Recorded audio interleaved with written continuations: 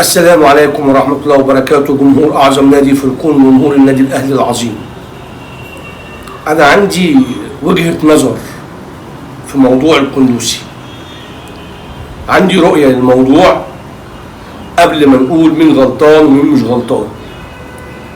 أنا بشوف إن اللي حصل ده مقصود. قناة أون سبورت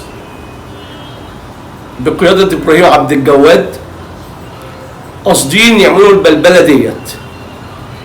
النادي الأهلي خسر من أيام قليلة كاس السوبر قدام الزمالك، ففرصة جيدة قوي إن إحنا نصدر للنادي الأهلي مشاكل. فرصة حلوة، يلا نجيب مشاكل. طيب نشوف في مين متضايق من الأهلي. قندوسي عشان الأهلي ما يهدوش ونطلعوا إعارة تاني. تعالى يلا قول، اتكلم، يلا قول كذا كذا كذا.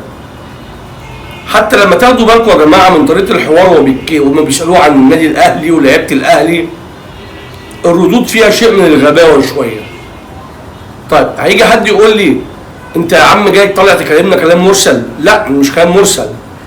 انا الاول بتكلم معاكم في اللي انا شفته واللي انا استنتجته. الموضوع برمته تصدير مشاكل للنادي الاهلي. الموضوع برمته تصدير مشاكل للنادي الاهلي. حلقه بلبله، يطلع حد يشيء في السمعه، ومحدش توقع ان في حد ممكن ينكش ويدور ويجيب الحقيقه. الاعلامي اللي جاب القضيه وجاب اللاعب وحفظوا الكلام ده عشان يقولوا، ما تعبش نفسه لو هو مهني بقى فعلا والموضوع بقى شغل، ما تعبش نفسه تاني يوم ويتقصى الحقائق. فالموضوع يا جماعه عشان تبقوا فاهمين، قندوسي متضايق ان الاهلي اعاره ومش عايز يعيده في القايمه، وانه كده كده شكله ماشي. فالغل طلع وتحفظ الكلمتين. وابراهيم عبد الجواد بما ان هو زملكاوي وقناه اون سبورت احنا عارفين توجهاتها كلنا، فكان الموضوع بالنسبه لهم فرصه. الاهلي مغلوب، يلا نصدر له المشكله وهو مغلوب، يلا نهد الكيان، يلا نعمل زلزله، يلا اديهم قلم تاني وهم لسه ما فاقوش. لكن يريد ربك ان يكون في لسه في الوسط الرياضي ناس مهنيه محترمه. ابراهيم فايق عمل شغله، عمل الهوم ورك بتاعه. تاني يوم اتصل بابو اللاعب وساله واتكلم معاه ووكيل اللاعب، وطلع كتب الروايه، عمل شغله. طيب هل اكتفينا بكده؟ لا، بصوا كده معايا التويته دي كاتبها زين الدين بالعبيد، اللي هو قال عليه القندوسي ان الصفقه بتاعته فشلت علشان في وكلاء وسمسره، واتهم امير توفيق في الذمه. نشوف التويته وبعد كده نتكلم في موضوع الذمه ده. شوفوا التويته معايا. كنت افضل السكوت وعدم الخوض في الجدال احتراما لزميلي وصديقي في المنتخب واحتراما لكيان النادي الاهلي وجماهيره، ولكن الحال يقتضي الرد وبيان الحق وتوضيح الامور. النادي الاهلي لم يفرض علي اي وكيل، وانا من اخترت وفوضت من يمثلني. المفاوضات مع امير توفيق صارت باحترافيه وهو شخص محترم، وعدم امضائي للنادي الاهلي كان قرار شخصي لانني فضلت الاحتراف في اوروبا، ولم يكن بسبب ازمه الوكلاء مثل ما يشاع. بعض الوكلاء تريد الاصطياد في المياه العكره واقحام اسمي في مشاكلهم. زي ما انتم شفتوا كده، ده اللاعب نفسه صاحب المشكله او اللي اتقال عليه الكلام، طلع كذب القندوسي.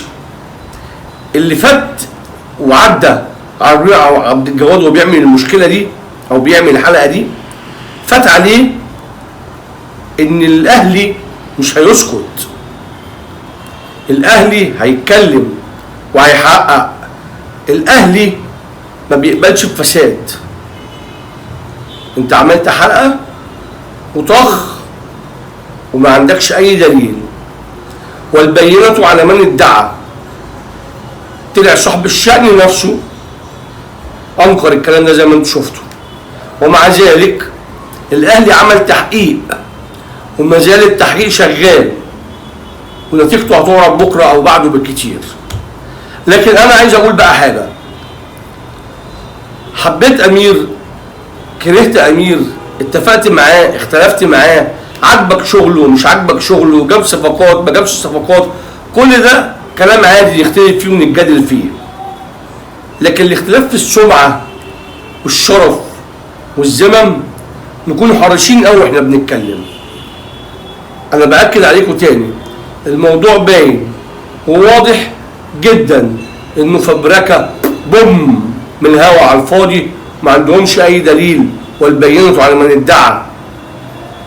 نتعامل مع الموضوع ان في ذمه وسمعه ناس، نختلف معاه في شغله، نزعل من صفقه ما جابهاش، الى ان تظهر التحقيقات. وان كنت انا اجزم واؤكد من دلوقتي ان الكلام ده كله بومبا ضربوها علشان خاطر بمحاوله يائسه منهم يهزوا استقرار النادي الاهلي، زي ما كل يوم بيضربوا بومب. يعني مش كل حاجه نسمعها نصدقها، ولازم واحنا بنشوف نحلل الامور.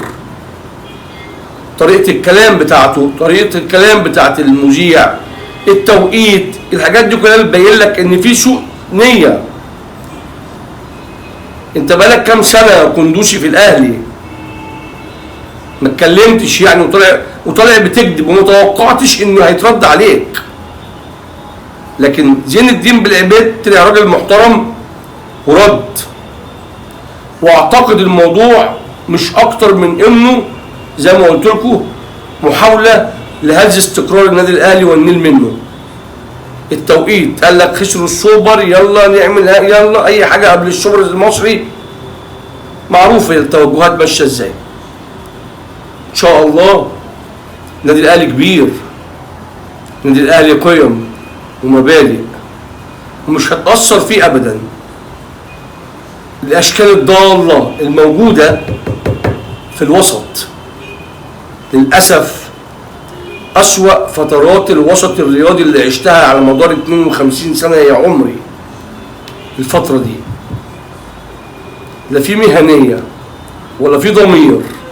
الموضوع بقت يعني بتدار بالانتماءات والاهواء.